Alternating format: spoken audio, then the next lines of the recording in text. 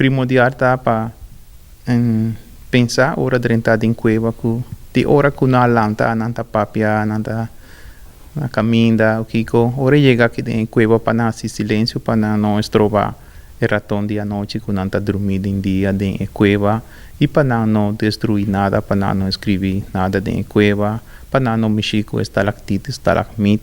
se tá algo e para não usar luz em cueva o que onde ratão dia noite nanta para la ganar sossegar se tá algo primordial em cueva. O bibia nós estava a chegar já par de coisas em cueva, cabeça de pineapple suave, potre de ente, e coisas assim, na sem.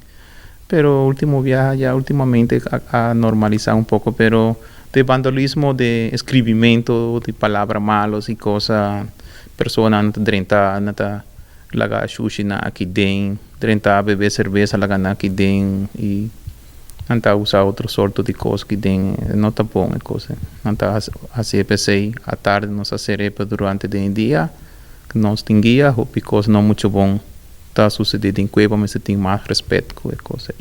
bom durante de proteção para ratão dia noite de caso aqui nós usa outra ideia que tem outra cueva é que não tem tique diferente que não por 30 e sair mais bom mesmo já que aqui dentro visita é que chupa neta de flor, letos. Nós temos majote, nós temos mormos, nós temos glosso. Aqui dentro, onde nós está para aqui na mi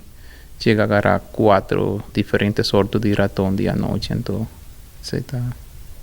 proteger, para conservar, para educar nos floras, nas faunas, nos materiais geológicos que nós temos